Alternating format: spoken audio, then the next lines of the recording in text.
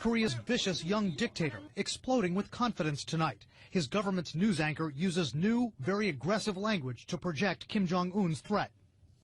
Kim Jong-un said we now have the clear capacity to directly and realistically attack American bastards who continue to attempt to invade the Pacific. Kim's just tested 2 medium-range ballistic missiles. One failed, but weapons monitors call the other one a partial success because the missile flew 250 miles and even briefly entered space. Saying that he can realistically attack Americans and not just the U.S. in general, that's a new level of threatening language from Kim, right? Yes. The potential for provocation and provocative language is enhanced by Kim by the fact that now he has the technology that goes to match the language. When Kim perfects the so-called Musadon missiles he just tested, experts say he'll be able to strike the Aleutian Islands in Alaska or U.S. military units on Guam. A U.S. intelligence official tells CNN tonight Kim's aggressive language, his celebration of this missile launch, underscores his regime's aspiration to be recognized as a nuclear power. Analysts say Kim also wants to fend off the threat he perceives from his principal enemies, who've just wrapped up a massive military exercise on his doorstep. He wants to deter America from even threatening to intervene. He wants to deter South Korea at the same time, obviously. And to do that, he wants to be able to say, I can attack American bases, kill Americans in their beds. Kim's also believed to be toughening up against the U.S., possibly to extort concessions. Any real provocation where he fires one missile off that's with a real warhead does some damage, he'll be decimated. Pyongyang will become essentially a bowl of glass, and I think he knows that. Still, there are tens of thousands of Americans in Kim's line of fire. More than 28,000 American troops are deployed in South Korea. Analysts worry tonight that if Kim tries to provoke South Korea with artillery fire, maybe a commando raid, that a mishap, a miscalculation from Kim's forces could harm those Americans, then we could be in for a dangerous escalation. We are just getting this in. The U.S. officials we are speaking to, Brianna, are telling CNN there was a very serious incident with the Iranian Navy yesterday. Now, this is just one day after that video everyone saw of a different incident.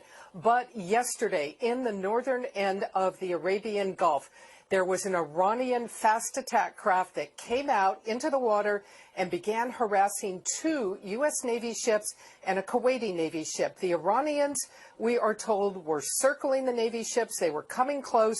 They would not leave. At one point, they came within 200 yards of one of the U.S. Navy patrol craft. The Navy, following standard maritime procedure, tried to call the Iranian ship. They got no answer initially. They fired flares. They did then have, a U.S. official says, a brief radio-to-radio conversation with the Iranians, but still, the Iranians did not leave. At that point, we are told that this U.S. Navy patrol craft, the USS Squall, then made the decision and fired 3 warning shots into the water to warn the Iranians to pay attention and to back off. This is standard maritime procedure for the U.S. Navy. It rarely happens. It has happened in the past, but this is standard procedure when a U.S. Navy ship feels threatened and that threat does not back off. That is really the last resort before you take lethal action. You fire warning shots into the water. So just yesterday, 3 warning shots fired at the Iranians. And this comes one day after that video that we all saw that 4 Iranian ships, again, Revolutionary Guard Corps ships, came out and harassed another U.S. Navy ship. Perhaps the bottom line here is to note that the U.S. believes these Iranian boats belong to the Iranian Revolutionary Guard Corps. This is one of the most militant arms of the security and military services in Iran. This is not the regular Iranian Navy. There is always concern that these maritime forces of Iran that are doing this are not under the central control of the government, and there is always concern that things can get out of hand. The U.S. Navy yesterday taking the action to fire warning shots at the Iranians and tell them to back off. Hey, Amra, those propaganda photos out of North Korea really are remarkable because they reveal a side of the North Korean leader Kim Jong-un we don't normally see, as he was celebrating with his scientists, projecting so much confidence that he feels he has finally perfected this missile technology capable of delivering a nuclear warhead to his enemies, including the United States. Rising rising from the waters off the eastern Korean peninsula, an ominous new threat from North Korea, the successful test firing of submarine-launched ballistic missile Hukguk-song, meaning Polaris, the North Star. A weapon North Korean leader Kim Jong-un says puts the U.S. and its allies within striking range of a nuclear attack. A triumphant announcement on the North Korean news. State propaganda images claim to show a perfect launch. Before dawn Wednesday, anxiety turns to exhilaration. Kim Jong-un and his officers smiling, laughing as they track the missile some 500 kilometers, more than 300 miles, further than any previous attempt. The testing and the phase of the development is very rapid. A launch attempt just last month failed. A missile fired 4 months ago in April traveled just 30 kilometers, around 18 miles. Analysts believe Wednesday's missile traveled 16 times further, meaning it can strike anywhere in South Korea, home to 50 million people and some 25,000 American troops. The latest launch as U.S. and South Korean forces engage in annual military exercises, similar to these in the spring. Pyongyang used the annual drills as a direct provocation. Troy University professor Daniel Pinkston says war games are vital to keep the peace. Looking at North Korea's capabilities, their development programs for weapons of mass destruction and their delivery systems, the shrill rhetoric that comes out of Pyongyang, their objectives are very clear. North Korean weapons development continues at a breakneck pace, despite nearly universal condemnation and unprecedented international sanctions. They will allocate resources from other areas and devote it to the missile and nuclear programs. Kim Jong-un called Wednesday's before dawn launch the greatest success and victory. Feeling the intense pressure to succeed, one officer appears overcome with tears of joy, or perhaps relief.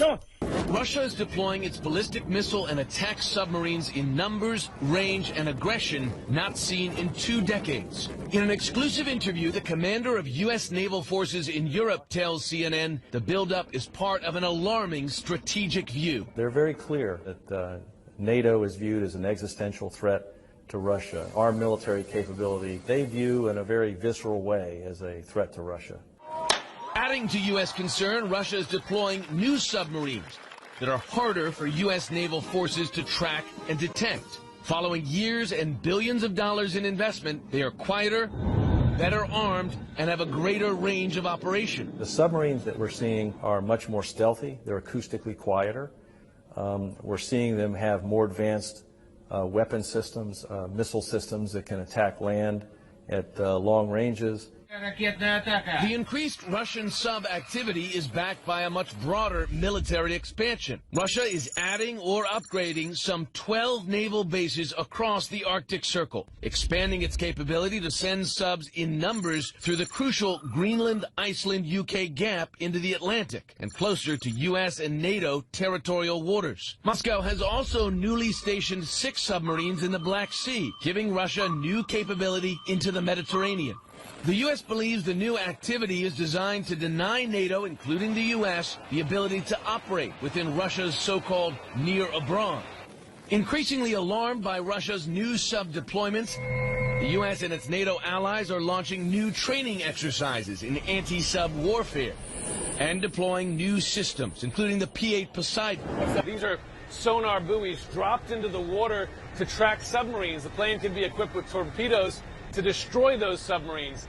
Russia's growing military activity extends above the surface as well. A Russian fighter jet's flyby of the USS Donald Cook this week, coming within 30 feet laterally and 100 feet vertically, is behavior that U.S. naval commanders have not witnessed since the Cold War. We had issued radio calls in both English and Russian, and the aircraft didn't respond and proceeded on a course directly at the ship. So while we've seen these interactions before, this one was different because of the proximity to the ship, the altitude, and the flight path that it took.